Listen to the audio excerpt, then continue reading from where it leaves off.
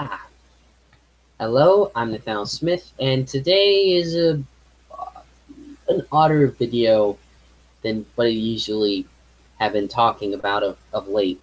Um, it is a it is basically about the topic I put on the title of the video, but in an off way. Hear me out. Hear me out. See, although this channel seems like a fledgling channel that's I've only quasi used for like a few years, this channel has been up since 2012, and although it seems like there's not that many videos, there has actually been more videos on this channel than are now. And the reason for that was this channel was originally made to make fan music videos, which, weren't so bad at the time. They're well edited and whatnot, but because YouTube and copywriting and yeah, let me tell you the whole story of what happened. So I made fan music videos. I edited them up and put them in like 3-minute videos, so forth. Post them on YouTube, and did this for a year, I guess, 2 maybe. Of course, eventually, either like the adpocalypse or one of the crazy copyright psycho things went on, and in the process, instead of just they hit my channel, and it's not that they just copy striked like the channel itself. It actually went deeper than that. They literally, I don't know how it happened exactly, but basically, from what I gathered, they actually kind of shut down the entire computer, literally. There was this like thing about how there's this like thing. How do I put it? There was this screen that basically locked or blocked my computer and said I had to pay some fine of like $300 or something, and it couldn't go on, and that was dealt with. And then, of course, the YouTube account was completely copy striked and without warning, of course. So it just all hit me at once out of nowhere while I was uploading a video, I might add. And then, what was it?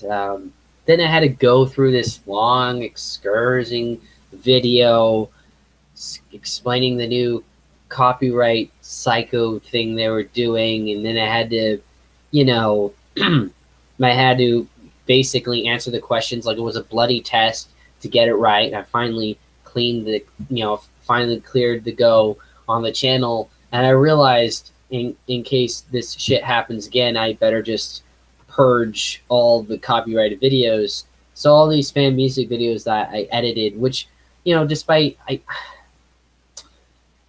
know, clips of other shows and whatnot, and doing some, someone else's music, someone else's clips, and putting them together when they're copyrighted is I suppose not in fair. It's not in fair use. But the thing is, I get that, and honestly, I'm much more mellow about the whole situation now than I was at the time, obviously. But it's kind of a bit of a lost art form in a way, because the thing is,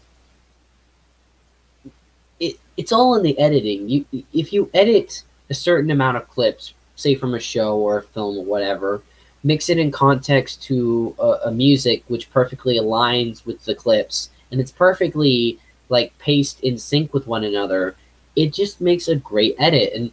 And the few fan music videos that are still good and still around without copyright, whatnot, it still proves that there is a bit of an art form to it when it's done right. And maybe you've seen some good videos on that, maybe. I don't know. A lot of it, I think, has been lost because, well, it probably went through a similar situation like what I went through on this channel. Anyways, as for the other fan music videos that I still had posted at the time, I realized the only way I could save this channel was to purge anything copyrighted-ish. So I had to do that, and I did. And, yeah. I haven't really, I haven't thought about it for a long time. I don't know. I just thought it's it's an interesting topic to discuss because I don't know. Like I know there are things that are copyright and whatnot, but when you do something unique and creative and you're not claiming anything and not making any money out of it, yeah, it's a complicated issue. I'm not saying what's right about it because, and I get where the copywriting comes from and whatnot. I think the problem with copywriting is I feel that in most cases it's not really for the rights of the creator. It's more of the rights for the corporation that owns the property that just wants to milk all the money off of it. A good example of this is Disney. Sure, they own the copyrights to Mickey Mouse and his group, if you will, of cartoon characters, but they completely disregard and disgrace them in all their recent shitty animations, if you can call them animations, more like, anyways, and they just don't have really any use for them anymore, which begs the question, why own a copyright to certain characters that you're not even using to any proper extent? It's kind of like the Universal Monsters. Like, yes, you have the copyright to the Universal Monsters, but you're not really doing anything with them, and you don't know what to do with them anyways. Why keep holding on to this copyright if you're not even going to use it to any decent effort at all? And then there's other, like, really fucked up copywriting situations that just really are wrong. Like, a good example is The Thief and the Cobbler.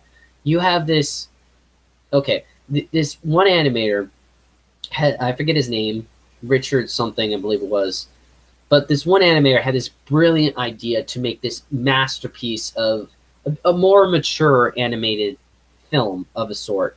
And he really pushed his all into making this masterpiece, essentially. But he wanted to finish it, so he got with a studio, and they basically stole the rights from him for this fucking movie. And then they made this, they just slapdashed it together to make a cheap knockoff of the Disney princess movie, essentially. And, you know, the original intention of the film was lost for ages. And then these, I don't know who they were, but this group online went through the meticulous detail and effort to sort of recobble with a recobbled cut or something like that to fix the problems that, to fix what the film should have been using animatics and so forth.